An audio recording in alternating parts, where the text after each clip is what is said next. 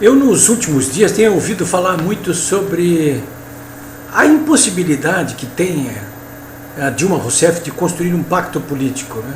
Ela até há pouco tempo estava rejeitando qualquer tipo de pacto político. Só começou a pensar nisso agora porque está prestes a ser cassada.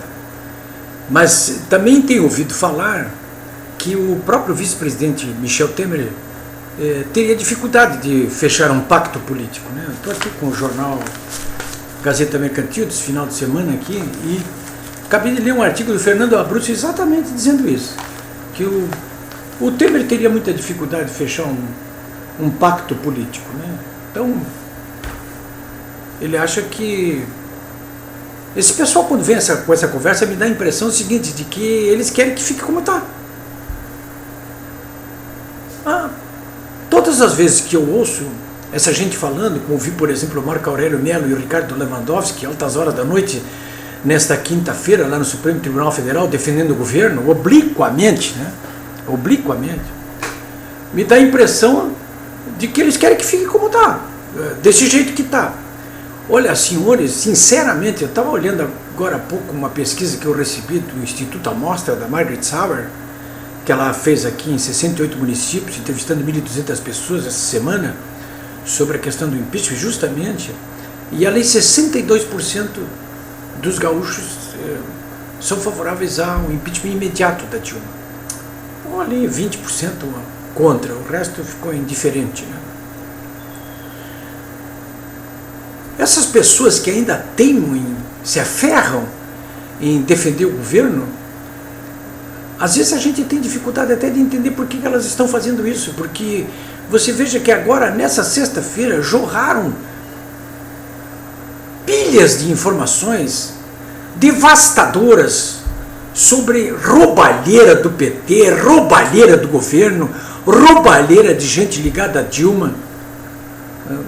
Já abrimos de manhã aí com a informação de que o Antônio Azevedo Antunes, de uma das maiores empreiteiras aqui do Brasil, da Andrade Gutierrez, ele detalhou ali de que modo estava dando dinheiro para a campanha da Dilma em 2014, portanto há 2 anos apenas. Ele detalha isso tudo ali, dinheiro tudo roubado da Petrobras. Ele mesmo diz isso, né? Foram um dos casos, eu só vou falar para vocês aqui um dos casos, Antônio Azevedo Antunes, da Andrade Gutierrez, sexta-feira de manhã, delação feita no âmbito da Lava Jato, ele dizendo: eu paguei 10 milhões de reais para o Instituto Vox Populi para que ele realizasse pesquisas qualitativas para a campanha da Dilma em 2014. Esse dinheiro era um dinheiro sujo, era um dinheiro que eu cobrei a mais nos contratos da Petrobras e da Eletrobras, e que paguei a Vox Populi para entregar ao PT, e o PT não declarou para ninguém, não falou para ninguém a respeito dessas pesquisas qualitativas. Ora, pesquisa qualitativa é alguma coisa assim muito cara, porque não se trata dessas pesquisas eleitorais que são feitas todas as semanas aí. Uma pesquisa qualitativa, ela exige um grau de profundidade enorme. Inclusive o que alguns institutos chamam de sala dos espelhos, bota ali uma porção de pessoas representando segmentos diversos da sociedade, por renda, por localização onde mora, por idade, por grau de escolarização. E ali se pesquisa centenas de coisas, né? Essas pesquisas do Vox Populi chegavam ao ponto de ir nos estádios de futebol para fazer pesquisas qualitativas com as pessoas que estavam ali.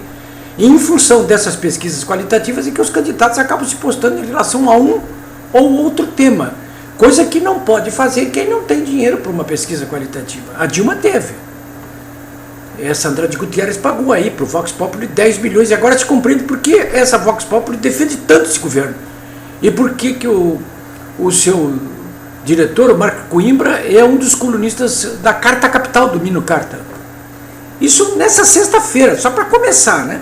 E de tarde, essa bandalheira toda ali, com esse Benê, esse empresário lá de Minas Gerais, cupincha do governador Fernando Pimentel, que alugou na campanha de 2010 o próprio comitê onde se instalou a campanha da Dilma lá sob o comando do Fernando Pimentel, que agora é governador de Minas, que aliás essa semana foi indiciado pela Polícia Federal como um vagabundo, como um ladrão. E esse Benin então foi preso nessa sexta-feira pela Polícia Federal. E todos os dias tem coisa como essa. Está lá um monte de dirigentes do PT nacional presos em Curitiba, o ex-presidente dos fundadores, Zé Dirceu, o ex-tesoureiro nacional, o Vacari. O Lula já foi chamado para depor coercitivamente. As denúncias são todos os dias devastadoras contra o PT, contra a Dilma. E eu ainda me admiro como é que tem ainda 20% de pessoas que ficam defendendo essa senhora e esse governo. Como é que não estão ouvindo essas coisas, não veem isso aí? Olha, senhores, não é a oposição que está fazendo isso. São instituições republicanas, é o Ministério Público Federal, é a Polícia Federal, é a Justiça Federal. São ali comandados por funcionários de carreira do governo federal, das diversas instâncias do governo federal. Não tem nada a ver aí com o PSDB, nem DEM, nem nada não.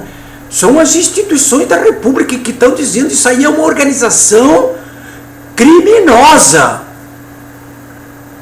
que roubou continuamente dinheiro público para corromper eleitores e parlamentares com o objetivo de se manter indefinidamente no poder e também para enriquecer para si mesmos. E ainda tem gente que não entende isso. E ainda tem gente capaz de ficar fazendo discursos incendiários. Ora, senhores, cá para nós. Bom, para completar, vou voltar à questão do pacto que eu havia falado ainda há pouco. Então, a questão do Temer. Ora, primeiro é o seguinte, qualquer coisa é melhor do que esse governo que está aí. Para começar, qualquer coisa. Tem que tirar isso daí. Né? Em segundo lugar, o vice-presidente Michel Temer, ao que eu saiba até agora, ele não foi indiciado por ninguém por roubalheira nenhuma, e ele não está sendo processado nem é réu em coisa nenhuma, nem está sendo, ninguém está dizendo que daqui a pouco vai acontecer isso aí, por nada. Então o que há? Além disso, é um homem experimentado na política, tem décadas de política, né?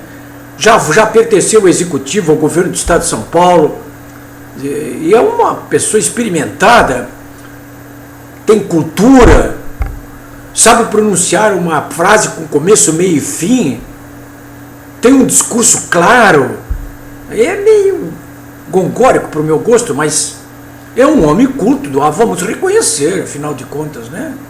E o que é quanto à honestidade dele? Por enquanto eu não estou vendo nada. E essa operação Lava Jato já tem mais de 2 anos, aí está para terminar agora em dezembro, segundo o Sérgio Moro, né? Então, consertar pacto? Se alguém tem condições de consertar pacto, é o presidente que virá exatamente em função de uma aplastante maioria de 2/3 que não querem mais saber da Dilma e que querem uma nova situação. Eu imagino que esses 2/3 dos deputados, que é muito mais do que 50%, mais um, já constitui por si só um pacto de governabilidade. Ou vocês querem mais do que isso? Achar que o PT deve fazer parte desse pacto é muita coisa. Eu acho que ele não deve fazer parte coisa nenhuma. Eu acho que esse partido tem que ser dissolvido e os seus dirigentes devem ser presos.